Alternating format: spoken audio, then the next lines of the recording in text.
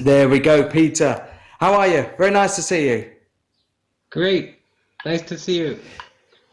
Apologies for a bit of a delay bringing you in there, but I know you've got two fantastic guests who are going to be joining you for your panel today, so I'll not eat up any more of the precious time that we've got.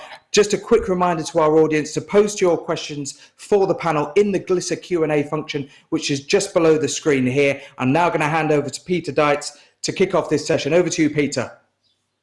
All right. Thank you. Welcome, everyone, to our session, Your Event Community, the Gift That Keeps on Giving. I've got Rachel Stephan and Matthew Harris with us today. I'll be introducing them in a second and covering our objectives for today. Rachel is the founder of Snöball, an event influencer marketing platform based out of Montreal. Matt is the founder of Konduko, an event attendee engagement and digital event platform based out of Switzerland. We allowed him into Event Tech Live North America just because he's great. And I'm the co-founder of Unwrapit, a virtual event gifting platform based out of Toronto. While none of us are here to sell our products, we definitely have learned a lot of insights about community building and engagement from working in this field. And so we'll be jumping in momentarily. High level, our goals for today is really to help all of you listening and participating and joining through the Q&A to be able to leave today's session making a strong case for investing in building and sustaining communities around your event. And with that, let's dive right in. First, I want to explore the relationship between content, engagement, and community. These are three buzzwords and terms that anyone in the industry is all too familiar with. My first question for Matt and Rachel is, is it still fair to say that content is king for events after a year of so much physical isolation from one another and our colleagues?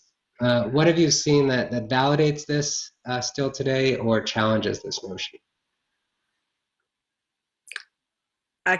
What? Matt, do you want to take it? Do you want me to take it? I'll start. There you go. It depends on which kingdom you're referring to. I think content is king right now in digital. It's no longer king in person going forward, coming out of a pandemic. That's what I've been seeing. That's what I've been hearing, is that everyone is craving that connectivity, that community that's in person, seeing each other, craving those hugs, those hallway conversations, all the things that were harder to replicate in digital world.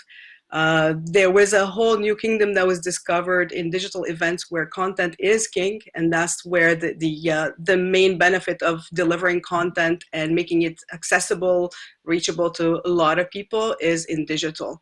So I would say, at least coming out of the pandemic, content will take a secondary priority to human connections and community going forward. Matt, what do you think? Yes, I mean, for me, content it comes in many shapes and sizes, and we're in the business of creating content, but we are also the content. I mean, for me, if it's relevant or memorable, that's sort of the main starting point for something that makes me feel like I belong and part of that community. When we were talking prior to this, one of you said something like, when I come to the show, I don't necessarily want to go and see all the seminars. I want to go to talk to people and catch up with the people who are, who were there at the previous year or the previous event cycle, and there could be an activity in that space which is in effect content as well. So for me, content is not black and white. It's just part of the overall mix that can be, consumed either through sitting and watching or participating. It's a good point you raised there, Matt. Yeah, it's a good point when you say that that content is not a black and white thing, because we're assuming that content is delivered from a speaker to attendees only, but the content could be conversations that you'd have that are very rich, that you're still learning something, but it's in a small circle. It could be between people that are not necessarily a speaker to attendee, but just colleagues together. Yeah. And so and just thinking from what you're... Go ahead, Matt. No, go Pete, there's a delay, so just oh yeah, that delay is why we all crave to go back to in person, right? But what I think I'm hearing you saying is that events can benefit from like kind of redefining content, and maybe we can start there just with or build on what each of you have said by like how do you define content versus community, and is it a Venn diagram? Do they overlap? Are they separate? Like how can you tease that out a little bit for us? Yeah, for me, the content is the experience, and by creating the experience, then you're starting to create that community. And I can use UFI as an example. I first got involved with UFI, the Event Industry Association in Europe, 7 years ago or something like that. And I've seen many good seminars, but there's also other activities like 5-mile running in the morning and golf trips and excursions into the city, and it's all part of that experience. And when we got into the middle of the pandemic, some of the first things that we defaulted to was to reconnect with those people in a different format, just to keep that community alive. And that community would not have been able to be kept alive if it wasn't created in the first place through amazing experiences and content delivered through the different formats. Yeah, I agree with that. I agree. It's a great point that content is the experience, and no matter how you do it, virtual or live, it's really how to bring people together. And the idea of community also, is the question is like who comes first, chicken or the egg? Is the community or the event, or does the community exist and the event is there to bring it together and continue from there, or it starts at the event and then comes off and continue from there, or branches out in different formats and different types of communities out of that event. What's your take on that, Rachel? Is it a chicken and an egg, or is it one or the other? Which comes first? They're together. I mean, definitely they're together, and especially now going this whole big trend of the always on events and not going back to like a one-time a year that you hear from the people. They come together for 3-5 days and they go back home and forget about the event until the next time they're starting to communicate and promote that event. If we're going to like an ongoing thing, I think the community and the event go hand in hand, and maybe the community will create mini events and micro communities will branch out of larger communities. Because when you think of community, also defining community, what it is, when you think of it, it comes to mind is that it's like a big, large group of people, but it could be a community. The three of us could be a small community that we're come together on a very granular micro content common interest that we might have, and we keep that conversation alive going. And then when the event comes, well, we meet again. We might invite others to come and join us because they might find something similar that to our interests as well. So that micro event and micro community and micro content, it's all into the smaller groups of people, how they come together within a larger community sense. Got it. I'm picturing fractals, and maybe we can introduce a new jargon term of event fractals and community. But no, we won't do that. I also want to encourage people to use the Q&A as we're going through our topics here. We definitely will. I'm monitoring it on the screen to my left, and we'll jump in and integrate questions as they come up for Matt and Stephen, Matt and Rachel. So right now we're coming out of the pandemic, hopefully, fingers crossed. We're all going to be attending events, welcoming attendees, welcoming exhibitors back to events. Why is right now the time to invest in event communities versus at any other point? Well, for me, we have everybody's attention. And when you're wanting to build a brand or a company, you need a captive audience or a market to sell into. And right here and now, people are looking to participate and can't wait to get back to the events that they want to go to. But looking back on what an actual community is, I mean, without getting into the theory of it, people want to have that sense of belonging and interaction and being able to do things. And if any of the organisers out there are thinking about launching a community around their event brand, then it's the perfect time to launch it because everybody is watching. It's an interesting point. You say it's a launching community. I would say the community is there. Yep. The organizers being able to listen and tap into it and be part of that and leverage that existing one to be part of the conversation. I think what showed us the pandemic is that yes, there was a stronger sense of community because we wanted to. It's human nature that we wanted to kind of come together and support each other to come out of it. And the role of the organizer is the facilitator. Yesterday, I heard something about the community whose role is it to maintain it and grow it. Yes, the organizer also can play a role in bringing it, facilitating it, but there's also that thought leadership. Because if you have an event in medical event, for example, or something very specific, the organizer usually is not the person who knows that content and that thought leadership for that specific expertise. It takes thought leaders from their own audience, from their own crowd, and not necessarily only speakers. It could be from their partners, could be from actual attendees, that they will drive the more like a meaty conversation that will bring the community together. And the role of the organizer in this place is becoming the channel or the facilitator or creating that hub, that space to make that conversation happen in a safe and private way, if we want it to be private between these different groups. I want to make sure we're grounding our discussion in some real examples as we go through this. So can each of you speak to what you would describe as an event community or sub-community that is doing this well, that feels alive and organic in its own right? Either because the event organizer has invested in that or just because the people around that event are so intentionally building community amongst themselves. Or maybe from your own experiences or through your companies, do you have an example that you can bring to our attention? You go first this time, Rachel. I get that one. Well, the one that comes to mind right now is IMAX, for example. The last couple of versions of IMAX were canceled, so they were smart enough to tap into this and jump on it. Said, okay, we have to do something.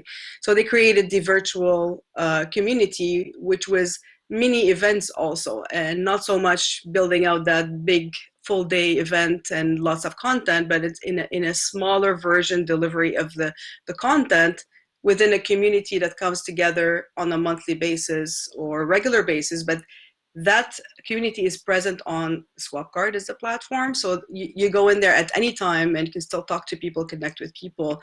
So it becomes the place to go to for anything IMAX content, rewatch content. And that's something also to go back and leverage that library of knowledge that exists there and the connections that you've made within the same place, as opposed to, in the past, you go in, you connect with people, especially let's say for an app or something, and then you go again next year, or you have to start over these connections again, start making those connections. Although you've already connected with them in the past, you're redoing that work. So from a user point of view, from a person coming back, it's like, okay, I feel like this is now becoming a familiar place for me. I go back to my connections are still there. It's almost similar to LinkedIn. You go back to LinkedIn, you have your connections there, you always fall back to it to kind of continue that conversation. But now what the events in IMAX, for example, what they're doing is creating that mini private community within Swapcard that lives where the content lives, the connection lives, and the conversation keep on going year round.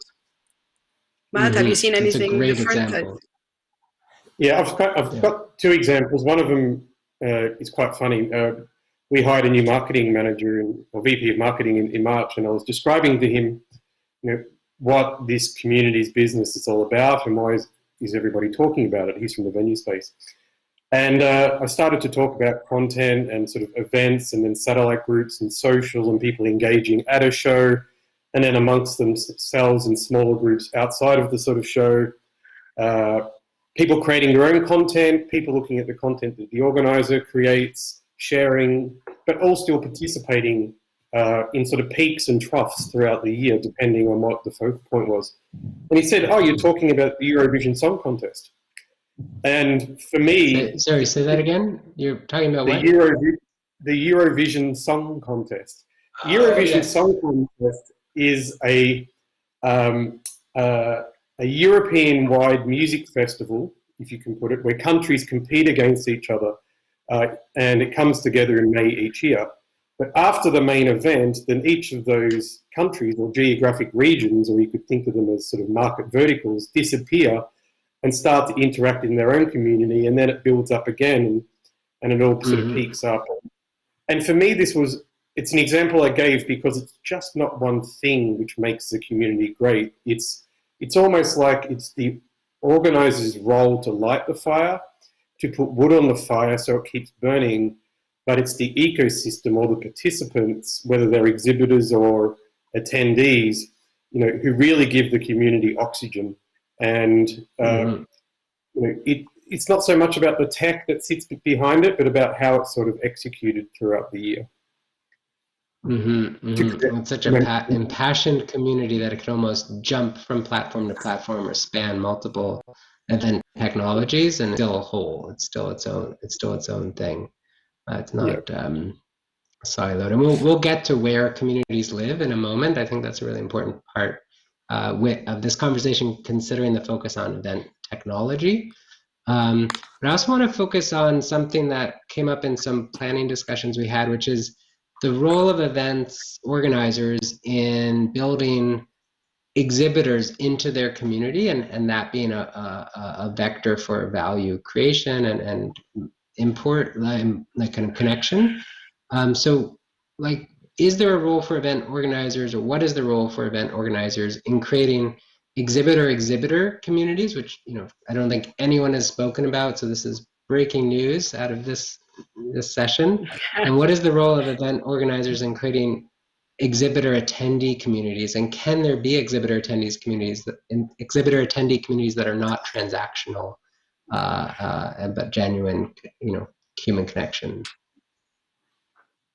So for us, what we've seen in the data that's created through our platform, BC, before COVID, was that at any given event, somewhere between 25 and 40% of the interactions captured through our platform would be from exhibitor to exhibitor.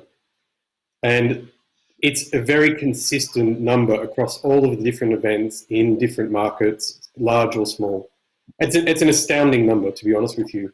And that means that there is an active, engaged community below the surface of the event. It's staring you right in the eye that people aren't really tapping into or nurturing.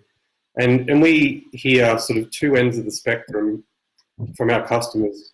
Well, we can't have exhibitors doing business with each other because they must be stealing, information. It's not true.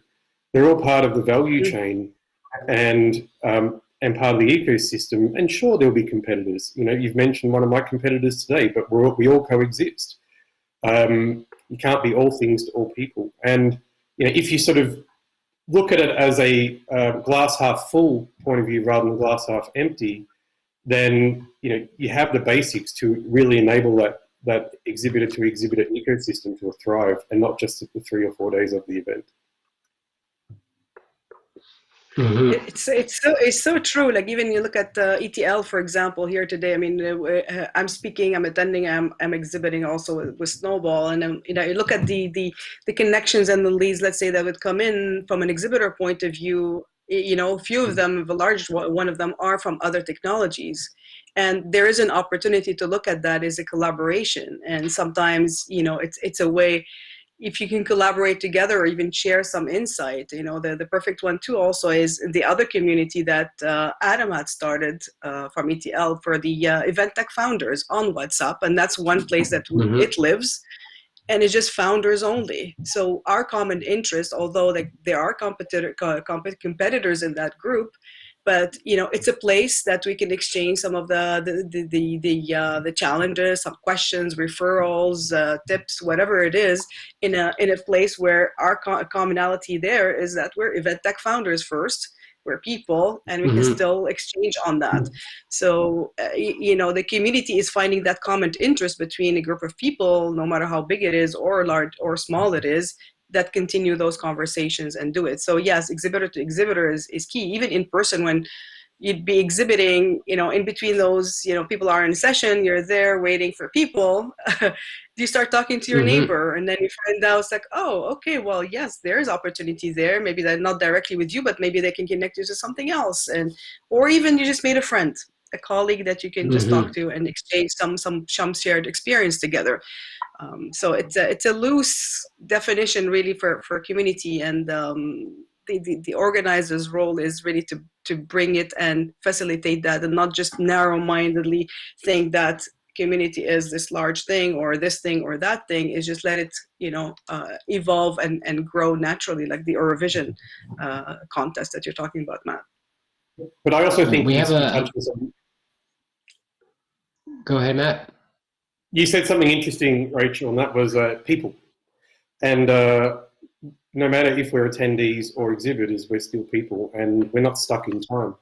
So different people are participating around that event, at that event, at a different stage in their life. One point in time they may be a salesperson, the next point in time they may be a speaker, and another they may actually be unemployed and looking for a job.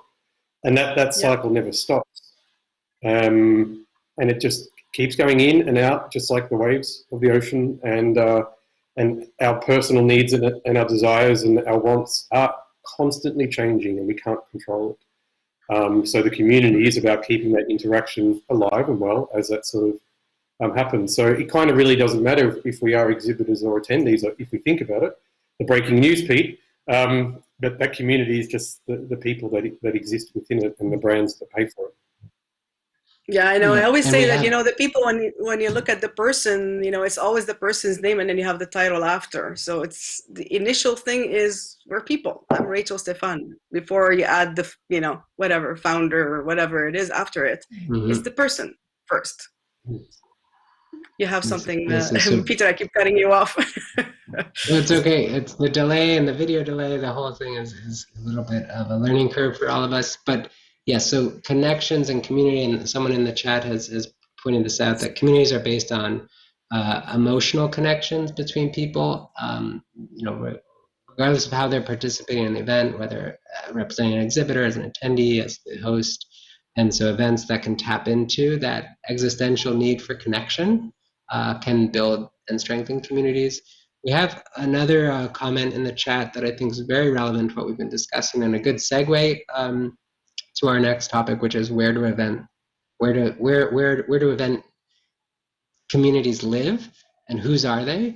The comment is that, or question is, aren't communities based around a vertical or subject or industry that moves around the event in the sphere, and different people tend to gravitate toward events that make them feel better or offer more value to that existing community? So I guess that's one attendee, one participant's take on the chicken egg question, that the community exists first around an industry or a vertical or a subject matter, and that events become the kind of gravitational force that bring or attract that community to their event. And that this means the event has less of a role to play in building the community the way IMEX has, and more to do with harnessing the community. But do either of you want to comment on that observation? Yeah, for me, there's two. Your turn, Rachel. No, go ahead. I'm not talking. You, Matt, go. All right. So the emotional side. I mean, for me, that's absolutely true. I mean, that comes from the point of having a sense of belonging, and you only have a sense of belonging if people are nice to you and you really enjoy yourself and you want to come back. That's human nature, and and that fact alone, I think you talked about the medical world and the industry associations where they come together to get sort of continuing professional development points, or CPD, or other names for them in the US.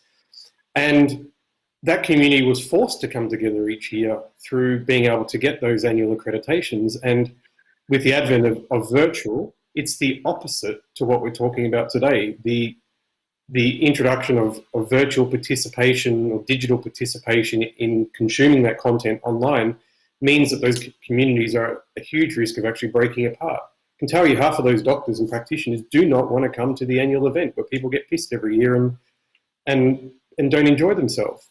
Whereas on the technology side, we can't wait to get together and talk and share ideas and feel that sense of participation. And I think potentially that's because it's not a chore.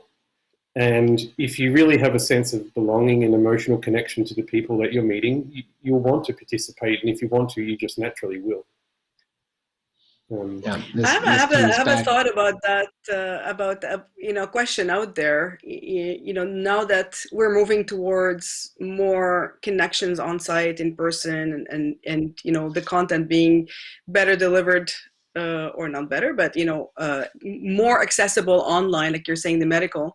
How would you then think that they can justify going to an in-person meeting if they need to? If they're not going really for the content because they just got the content online, versus before COVID, if the medical conference was in Orlando this year and Philadelphia next year, in order for me to actually maintain my accreditation, I had to go and sit through and check in and be tracked and say I participated and I watched this content that was relevant to my specialty. And now we've got used to sort of digital, and I think that in particular the medical industry is one market that may benefit or otherwise from continuing to actually deliver this type of content online, because we're still learning as we go. Whereas other types of events, for example, one that we do, the in-cosmetics community, which is the ingredients community that builds cosmetics, they run 8 events a year. You need to come to the show to see the samples, to touch and feel them, and to see, what's the latest sort of evolution in ingredients technology that can then support people's skin conditions and needs. And that's a community where you have to get together. But by having the event every few months throughout the year, it's naturally created through consistency. So some industries, due to the nature of their work, like World of Concrete is happening right now in Las Vegas, need to be there in person because they need to touch and feel the product. And other industries that can do education or content online have to build an even more compelling reason to get people out, and that compelling reason might be community and belonging and connections that are harder to build online than in person. Yeah. But is it going to be harder to get buy-in from your boss to go because I'm going to go connect with my people in a social matter where before it used to be here's the content, here are the speakers, and we'll be learning this and that. It's going to be a harder sell to go for the live ones and to get buy-in from management to get that travel budget to send you out. I think you're going to see a There are event technologies like E180 Braindate that deliver content through networking, right? It's the formation of these birds of a feather breakout groups where people can meet one-on-one or in groups in person. They also have a virtual option that allows for that connection formation, which is also educational. And the Savvy event is then blending networking with content, right? Which is something you can sell to your boss, perhaps, to get that ticket. That's a great idea. Moving to, and they're also Montreal-based, as I'm sure you know, Rachel.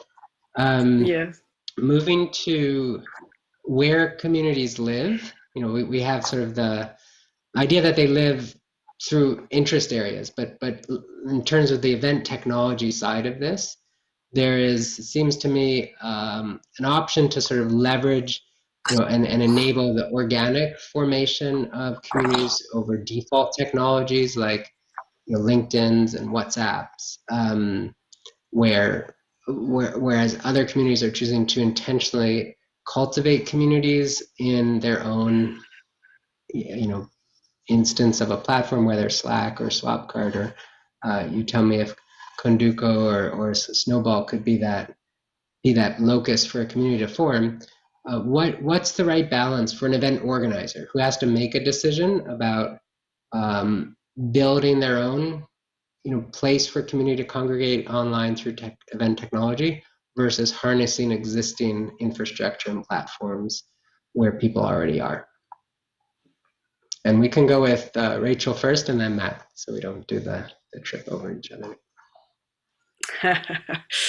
I mean, I'm all for, because it's all about a habit also, and I'm all for going where your community lives and be there and not force them out of where they are. Although you can create new habits. And one thing we learned in the past year is that, we're all went out of our comfort zone and we're doing something completely different.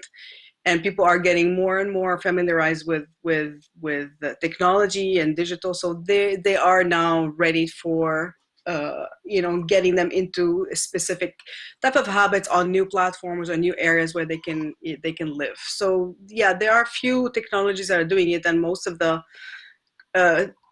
top platforms, like Grip, for example, in Event Tech Live you have a community there. You have the Swapcard, you have Konduko, and you have the WhatsApps, like the group I just mentioned earlier about the Event Tech founder, and another group that everybody's dying to get into, but hey, I got in.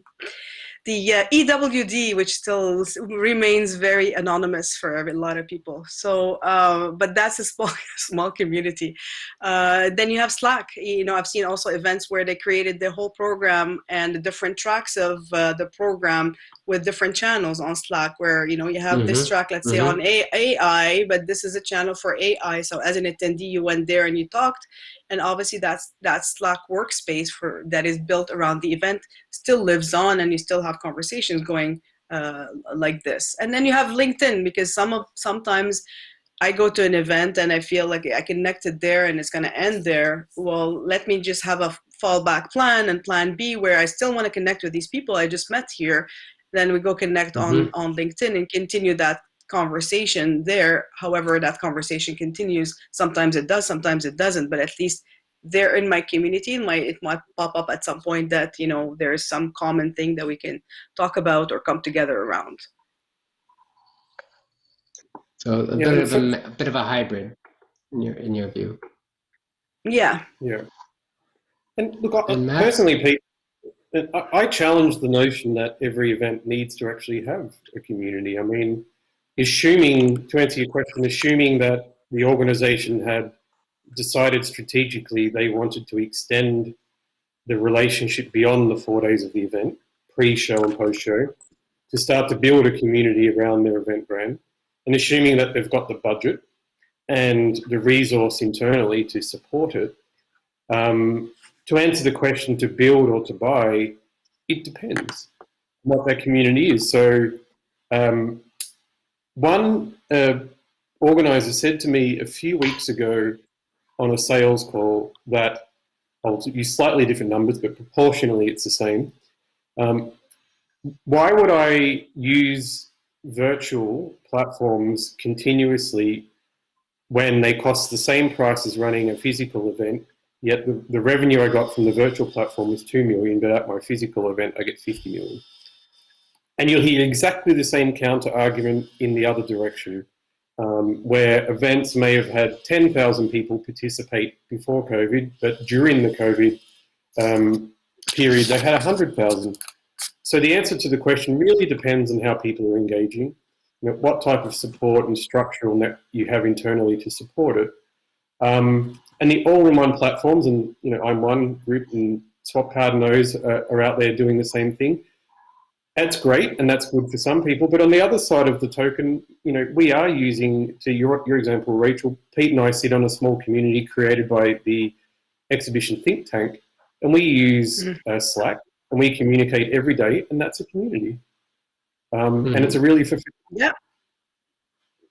Exactly. So it depends on the need and the type of community that it is, and that they do that for sure. So I have in the chat, Abby is saying, totally agree with the multi-channel community. As I hang out with friends in different locations, the same for my network. So, you know, the multi-channel events, multi-channel communities, you know, diversifying. I mean, if anything, all of this opened up the opportunities for so many different ways and channels, and there's no one size fit all before.